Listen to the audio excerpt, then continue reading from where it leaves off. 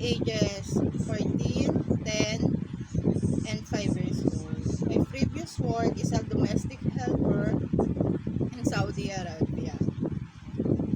My task there is to cleaning rooms, mopping, vacuuming, sweeping, and I also taking care of children, newborn and a toddler.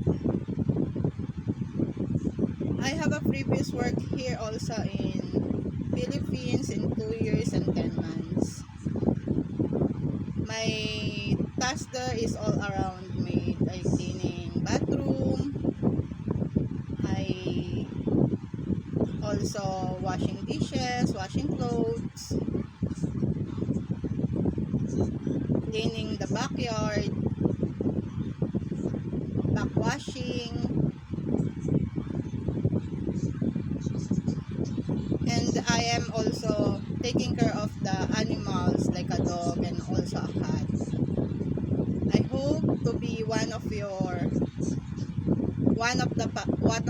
the family. Thank you and